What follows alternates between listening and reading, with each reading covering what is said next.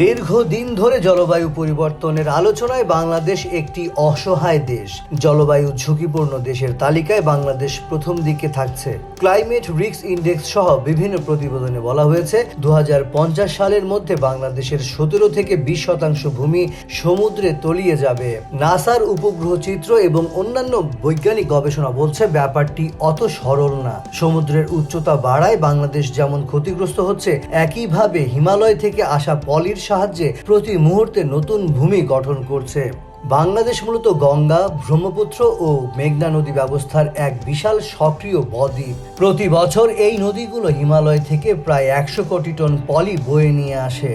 Scientific আমেরিকানে প্রকাশিত প্রতিবেদন অনুযায়ী বাংলাদেশ একটি সক্রিয় ডেল্টা বা জীবন্ত বদ্বীপ। এটি কেবল একটি নিচু ভূমি না। সমুদ্রের পানির উচ্চতা বাড়ার কারণে বদ্বীপটি তলিয়ে যাবে এমন না, বরং এটি এমন এক বদ্বীপ যা সমুদ্রের উচ্চতা বৃদ্ধির সঙ্গে তাল মিলিয়ে নিজের ভূমি উঁচু করতে সক্ষম।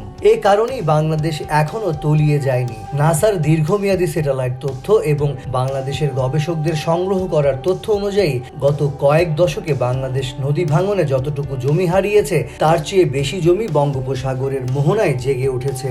নাসা আর্থ অবজারভেটরির তথ্য মতে উপগ্রহ থেকে প্রাপ্ত তথ্য বিশ্লেষণ করলে দেখা যায় গঙ্গা ব্রহ্মপুত্র বদ্বীপের স্থলভাগ আসলে বাড়ছে। নদী থেকে আসা পলির পরিমাণ সমুদ্রপৃষ্ঠের উচ্চতা বৃদ্ধির হারের চেয়ে অনেক ক্ষেত্রে বেশি।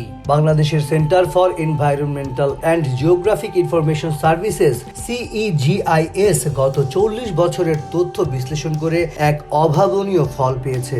1973 থেকে 2013-14 সাল পর্যন্ত প্রাপ্ত তথ্য মতে বাংলাদেশ প্রায় 1700 বর্গ কিলোমিটার নতুন ভূমি পেয়েছে, প্রায় 700 বর্গ কিলোমিটার ভূমি হারিয়েছে, যার ফলে মোট 1000 বর্গ কিলোমিটার ভূমি যুক্ত হয়েছে।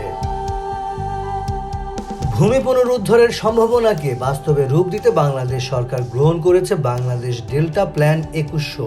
এই মহাপরিকল্পনার মূল লক্ষ্য হলো পলি ব্যবস্থাপনার মাধ্যমে নতুন ভূমি উদ্ধার করা এবং সমুদ্রের লবণাক্ততা রোধ করা।